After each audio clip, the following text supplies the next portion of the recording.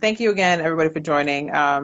If you are just coming on, again, we are talking about interviewing with ADHD and some of the challenges that kind of come up with that, and then talking about some potential solutions. So we have Jonathan on the line from Ready Interviews. And one of the things that we had started talking about before we had some tech challenges, we were talking about some of the common challenges that do come up. And the first one that we are both in 100% agreement with is the the idea of trying to be concise and to be able to answer questions that people are asking us during the interview and not telling long stories.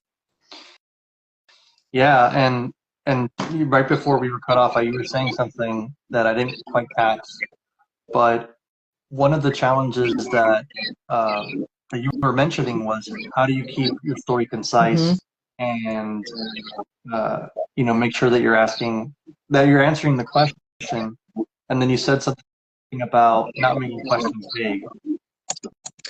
My response to that was going to be that interviewers make questions vague on purpose. They call them ambiguous problems, especially in the text space. So it's up to us as interviewees to try to clarify that problem, and that's one of the techniques that I show people is don't answer a question immediately. Start asking clarifying questions first. I know that we're taught not to answer questions with questions, but it's incredibly important to understand what the problem is that you're trying to answer. And then the second thing that I show people is that you have to write things down. So once they ask the question, start writing down what they've said, ask clarifying questions to make sure you really understand what they're saying, and then give a response. And the response that people give is prepared, it's rehearsed. I leave nothing to chance when it comes to an interview. Everything it looks like it's coming out organically, but it's 100% prepared. And I have to remember too that you're coming from the tech space, and so it sounds like there is some intentionality around asking vague questions. I would argue, though, in the non-tech space, if people are listening in the non-tech space, that the vague questions isn't necessarily intentional. I would say that that's true, yeah. And that may be something that's unique to the tech space, but in the non-tech space, ambiguous questions, in some cases it may be intentional. I would argue that a good 8 out of 9, like 8 out of 10 times, it is not intentional. And then there's just a lack of training that is happening on the hiring manager side as it relates to being able to ask specific questions that they actually want to know the answer to. I agree. And that's one of the things that I wanted to mention too, is most interviewers get barely any prep work at all. They're not trained. No one gives them a protocol. They just give them a resume and they say, hey, interview this person. That happened to me multiple times. And all the stuff that I know now or that I've learned has been through experience, making the mistakes, offending people, by accident, and getting all that negative feedback. But interviewing is one of those things where if you have a problem, an insecurity, it's going to bring it out in you even more. Yes, for sure. But I liked what you said in terms about writing things down and being prepared.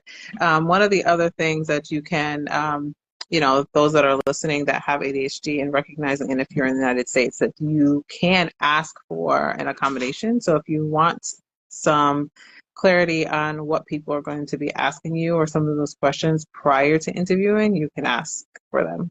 Absolutely. As an accommodation. So I think asking for those questions beforehand and then giving yourself some time to be prepared can be really helpful. Yeah, I actually have a client who has a communication disorder that's related to autism. And he calls it, I think it's PED. I don't remember what it stands for. And have you heard of that one? I have heard of it, but when you live in the world of acronyms, then you just kind of forget. I have no idea what it means.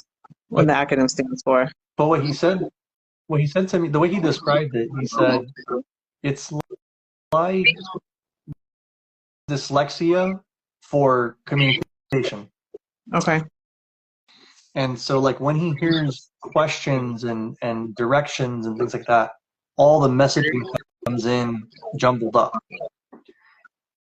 And he has to organize all of that in his mind before he can respond. Mm. And I thought that was an interesting way of describing it because, at least in my experience, that tends to happen to me too. When I'm reading, I don't have dyslexia, but when I'm reading, I have to reread paragraphs again. Yeah. Oh, yeah, that happens to me all the time too. When I'm speaking to people, I sometimes have to ask them to repeat themselves to make sure I got exactly what they were saying in the right order. So that's part of what, for me, the writing is. It's a way to organize not only what I want to say, but what the other person is saying as well. And, again, I don't know too much about other fields and how they interview, but I imagine that problem communication can be resolved or at least improved if you write things down. Now, do you see that, I guess, how does that work for you when it's virtual versus in person? More distractions. When you're virtual, you have access to your computer, browsers. Like right now, I have 20 tabs open. Right, each one is blinking for a different reason. It's extremely distracting. But when you're in person, you're in a room and you're locked in. There's nothing else around you, and that can be very comforting. Because if there's less stuff for me to focus on, then I'm just like completely present and in the moment. And I see that a lot in meetings as well. If I'm talking to somebody, I can see that they're doing something else. That's distracting to me as well because I'm like, well, they're not listening to me. So that's a big difference that I see. Yeah, I mean, you mentioned a couple of things just in terms of recognizing that the way that the hiring manager is setting up the interview can either distract or decrease distractions for the person that's interviewing. So I think it's important for the person that is interviewing to also make sure that you're setting up the situation to be most appropriate for the person that is being interviewed, right? And so, and in some cases, like you had mentioned, like doing a virtual interview may be distracting for you because you have multiple things open.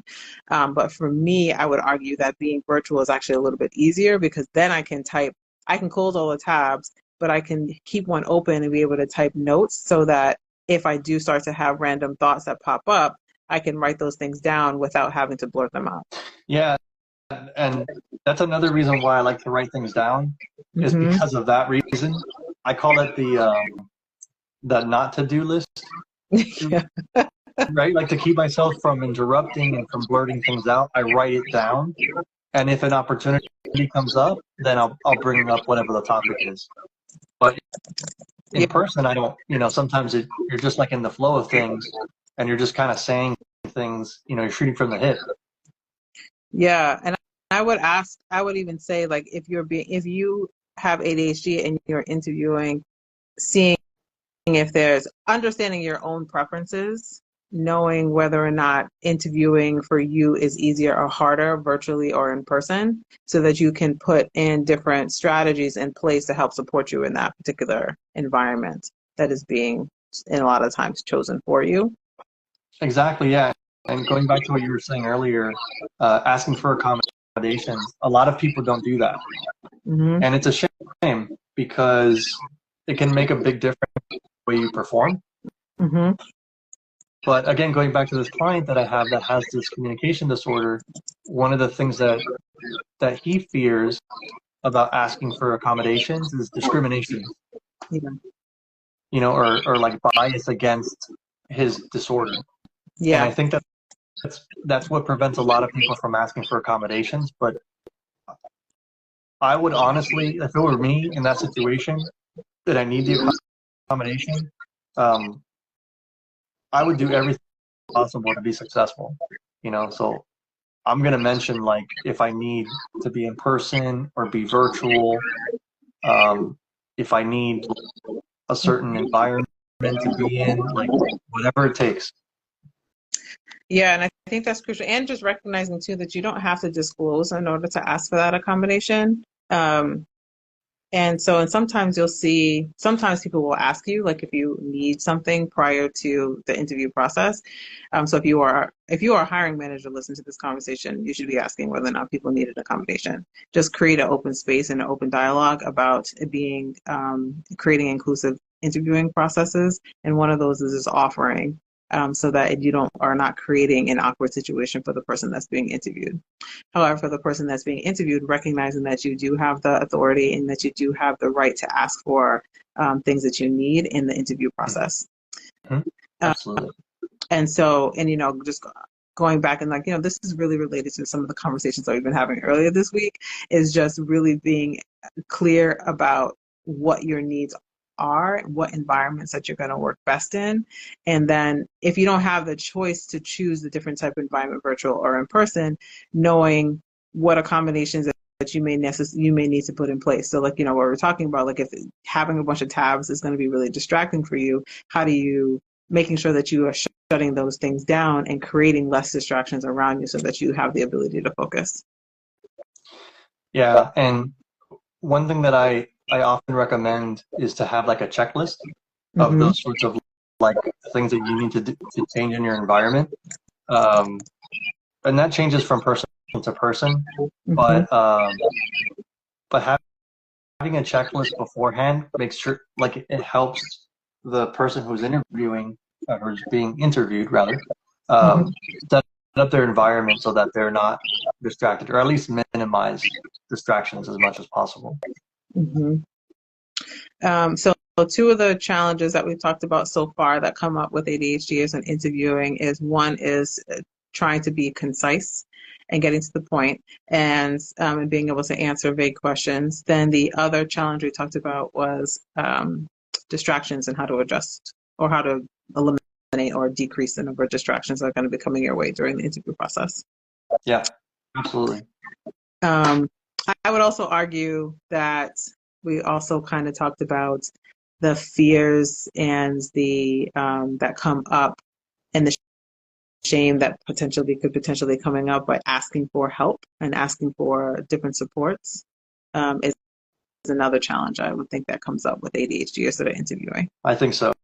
Yeah, I mean, especially when, like, one of the problems with some aspects of the tech interviewing process is that some parts of it are timed. So there's a timer either on a screen, or that you only have 20 minutes to answer a question, and that can really derail an interview for people. Okay. Because all they focus on is the time that's available. So one accommodation that I highly suggest, if you're like dealing with that kind of, like, problem, like the time pressure, is to ask if they can turn off the timer. I like that. Yeah, because if you have more time to go through that process, you're going to perform better. And I have a story about that. When I was in high school, a good friend of mine was labeled had a learning disability. I think that's how they mentioned it. And so he took his SATs without a timer. Oh, nice. And he was able to score really high and earn a scholarship. So that is definitely something that I know can be tricky, and people feel pressured into doing it like doing things with a timer. But if you can turn the timer off, it can be very liberating. Yeah. Somebody had asked a question earlier. Any tips when interviewing and how to handle multi-step questions? Yes. So I think if I got this right, and please correct me if I'm wrong, you mean like one question after another, or just one question that has multiple parts? Let's talk about both, because I think Okay. both happens during interviews. So one question with multiple parts, what I would recommend is, like I was saying earlier, first write the question down. And the way that that would sound like, let's say they say, tell me about a time that you had a conflict with a coworker. Mm-hmm. And so before you answer, you would say, okay, let me get this straight. You want me to tell you about a time that I had a conflict with a coworker. Is that correct? The interviewer will say yes or no. You write it down on a piece of paper, and then try to clarify anything in that question that might be confusing. Like, what is a coworker? Is that your boss? Is that a peer or direct report? So you ask that question. That's called a clarifying question. And once they give you the answer, you write that down as well. So now what I've created on paper is a checklist. These are the things that I need to tackle when I'm giving my response. So that can help me with multi-part questions, or one question after the other, because I always have a reference of what was asked and what I'm supposed to say. And as I'm giving my response, I can check off those items. So in this example, I would say, okay, I had this conflict with a coworker. This was the situation. And then on my piece of paper, I can check off conflict, check off coworker. Okay. Yeah, I like the idea of taking notes while you're talking and asking some clarifying questions. I think that's important when you're interviewing, for sure. Yeah, especially if we're trying to keep ourselves from going into like multiple directions. Having it written down is invaluable. Yeah. And do you recommend, when you're talking to your clients, do you recommend them researching what some common questions are that people ask? I do.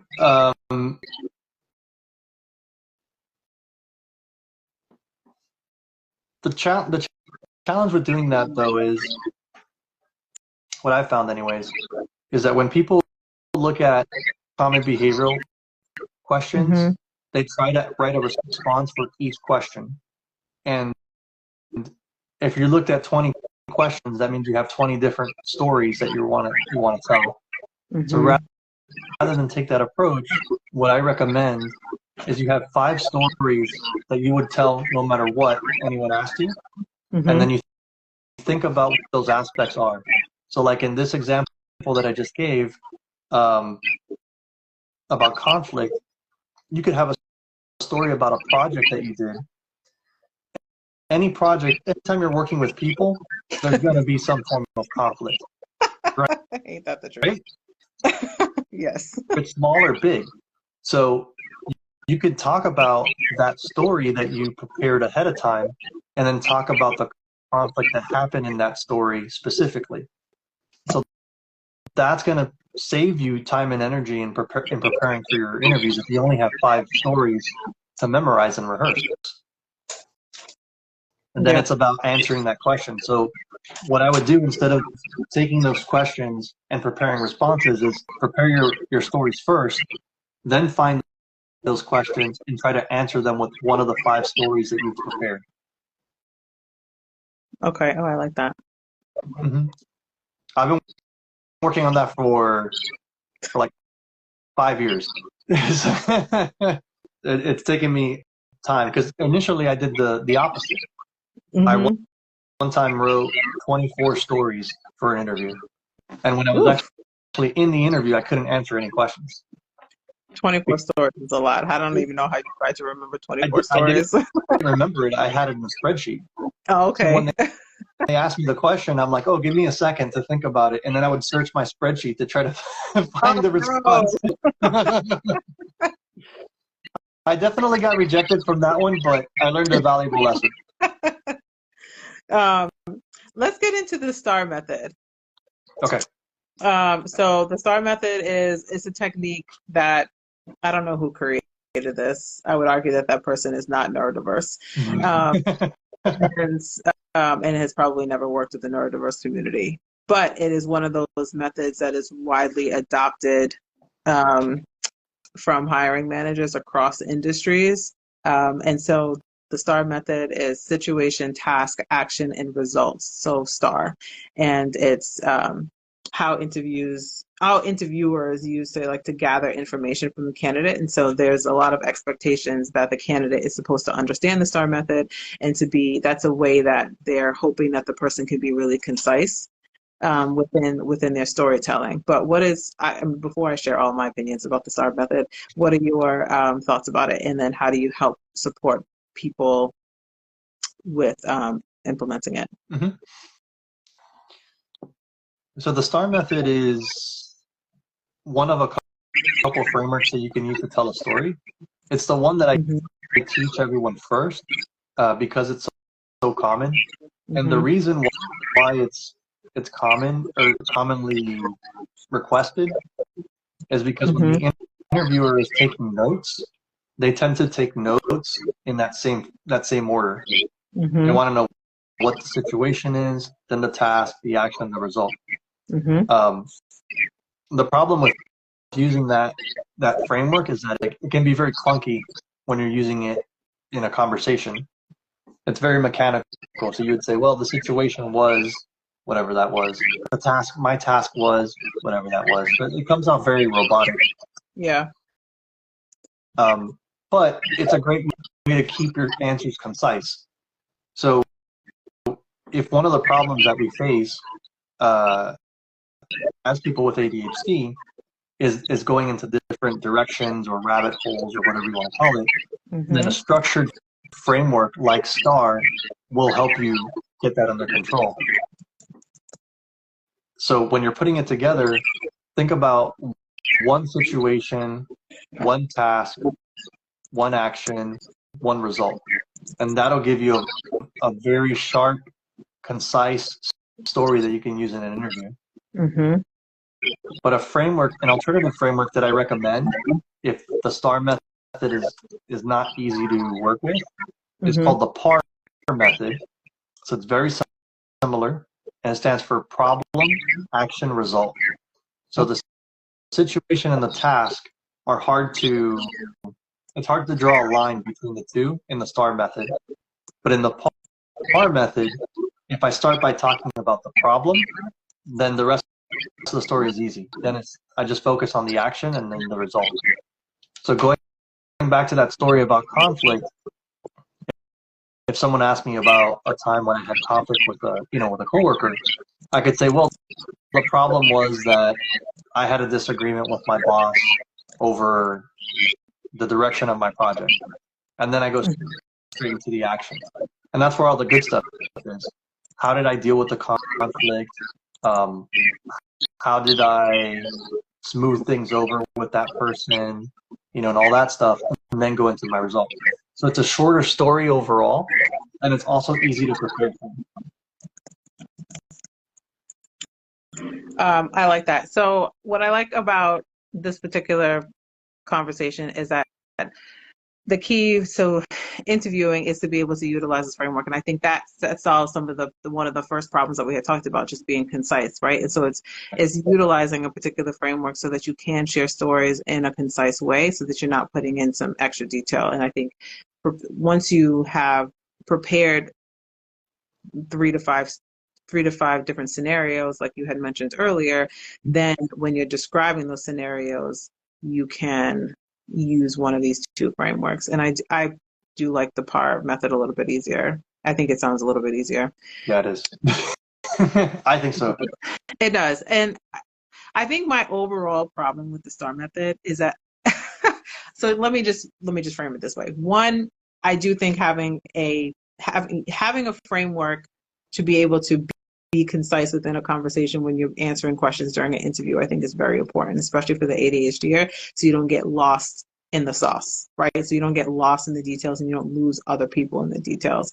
And so being prepared in that particular way, I think is really important. However, my problem with the STAR method in terms of how it's implemented on the other side of the spectrum, like from the hiring manager perspective, is that sometimes the the act of being able to be concise in that way or utilizing the STAR method in practice is being judged or assessed, if that makes sense. So like people are assessing whether or not you are using the STAR method. That is correct. Not necessarily like what it is that you're saying, right. but it's whether or not you are following this particular framework. And in a lot of cases, people don't even know that you're expected to be using this framework, right? So like this is some framework that people have adopted, but not everybody necessarily utilizes it collectively. But in some times, like hiring managers are judging you based on whether or not you're using it. And like that's the part that bothers me, because depending on what job that you're doing, that may not be important to your actual job duties. And so whether or not you are able to utilize this particular framework, like if you're being tested to test it for something that has nothing to do with your ability, like nothing to do with the job duties in of itself, that's where I have a problem. Oh yeah. And it's a good observation, and I think it's entirely true, accurate.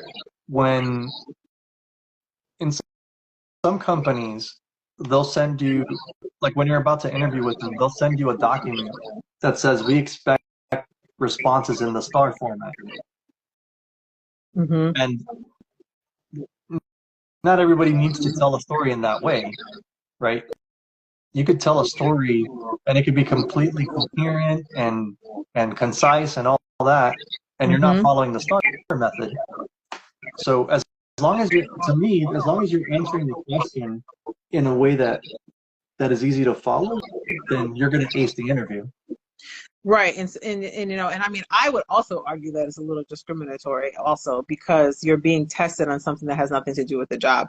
And because is it on your, when you think about your essential job duties for the position that you're interviewing for, is one of them being able to answer questions from other people using the STAR method? It's most likely not. That's right. No one has that kind of conversation.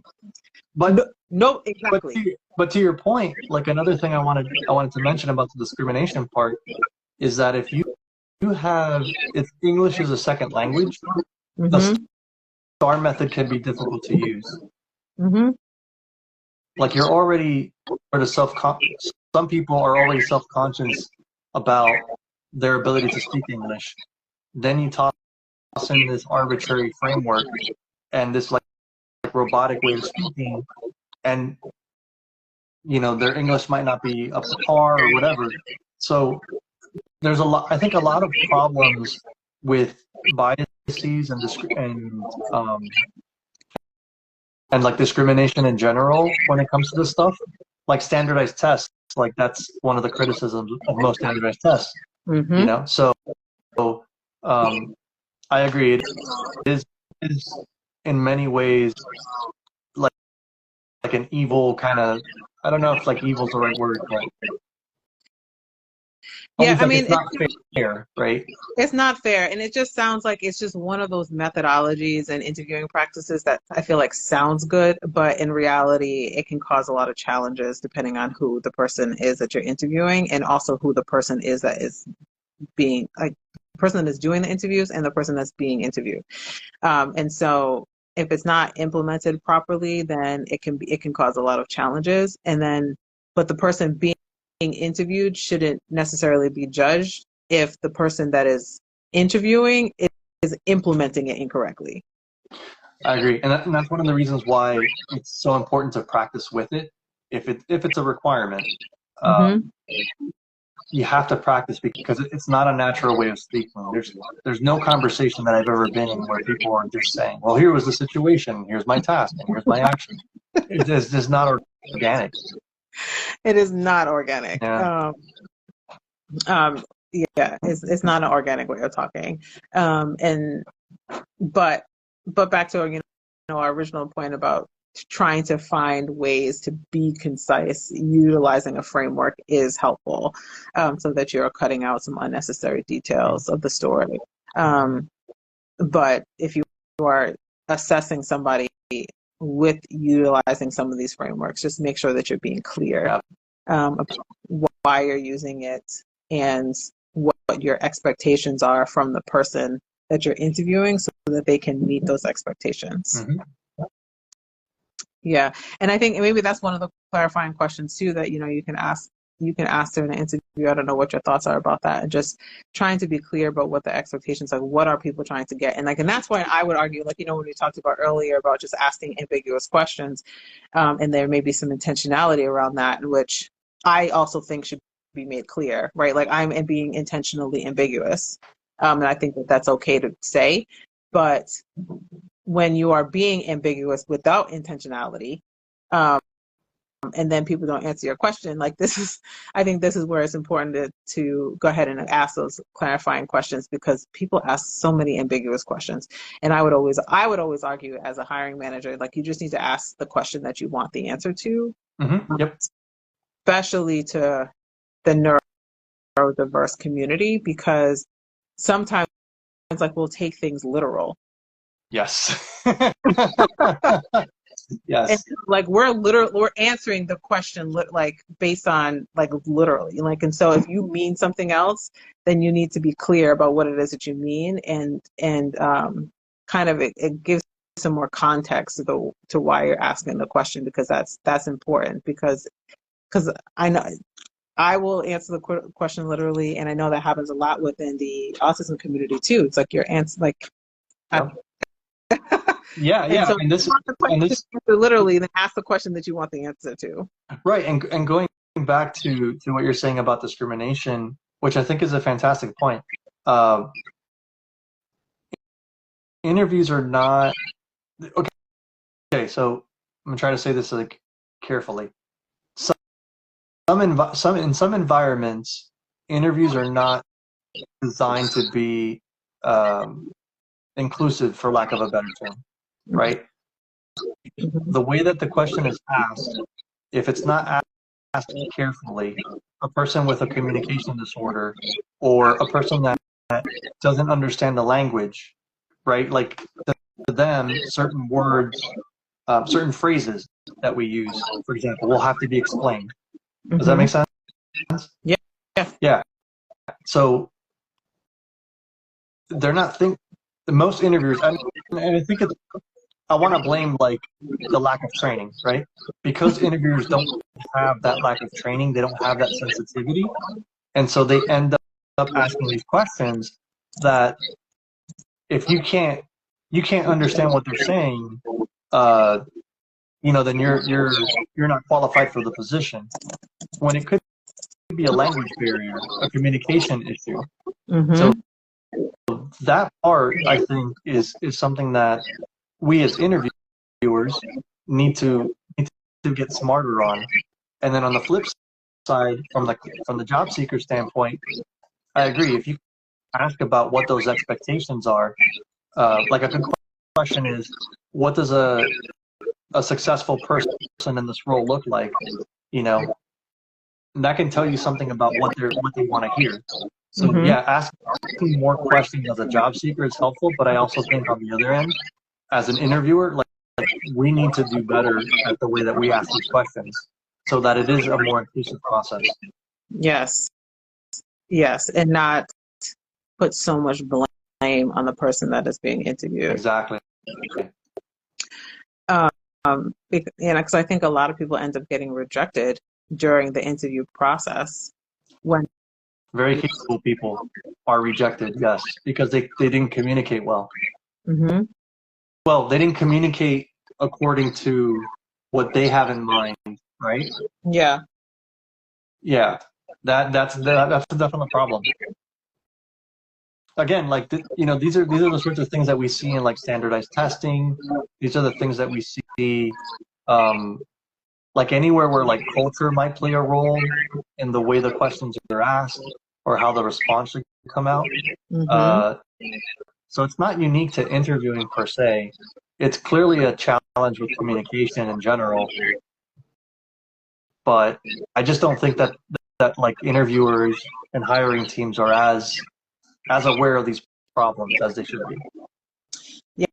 Yeah, I don't think so either. And I think that's why like conversations like this are so important, especially during ADHD Awareness Month, because I don't, and why we're talking about from both different perspectives is because I do not personally, and it sounds like you agree with me in this context, is that the ADHD isn't the only person in the group that should be changing their own behavior or taking the time to fully understand the context of the situation, right? And so Right.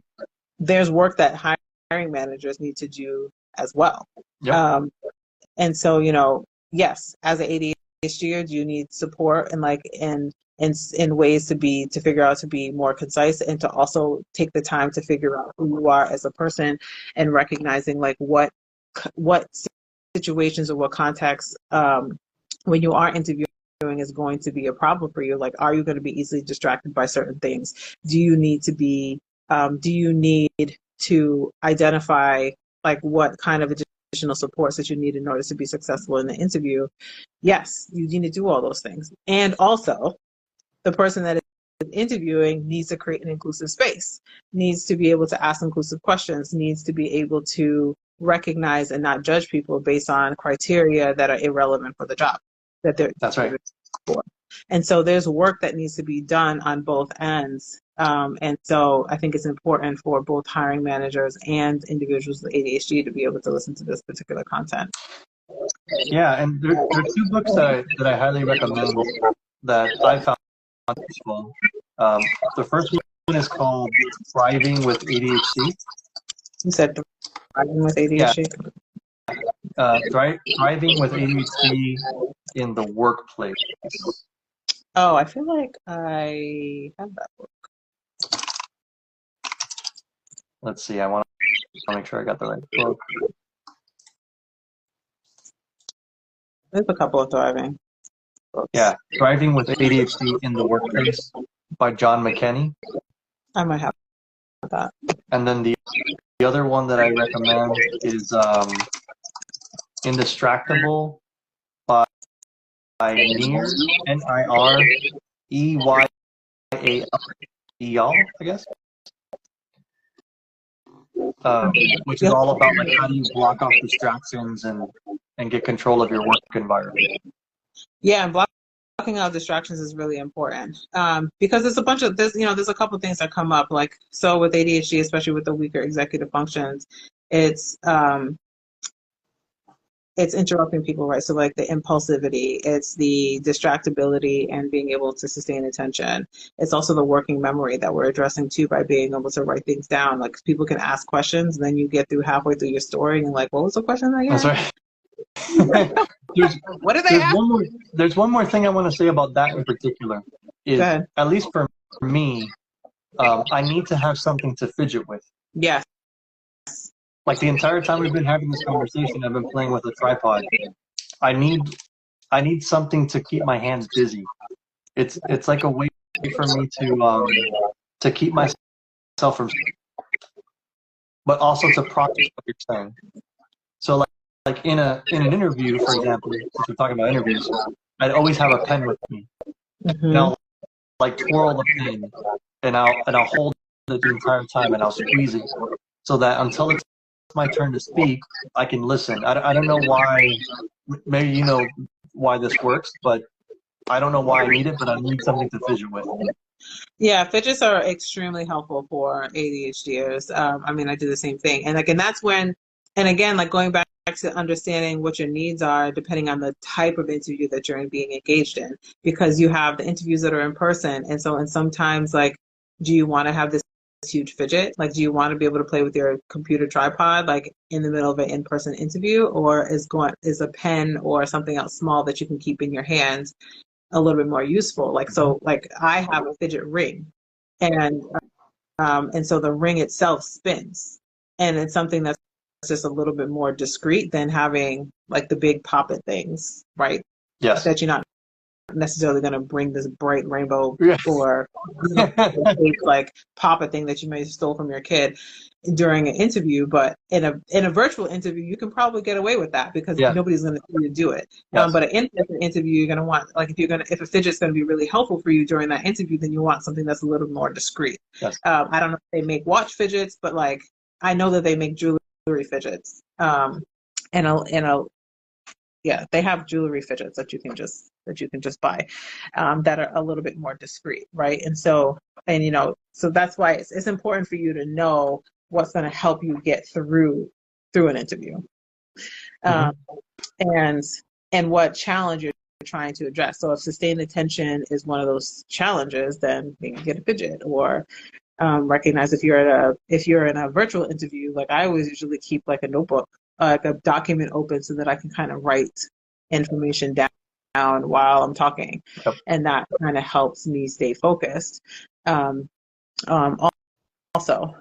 but all of that. I keep a notebook right next to me the entire time. Yep. Yeah, all of that is important. And so you need to know what tools are going to be really helpful for you during those interviews, and you need to prepare for those interviews as well.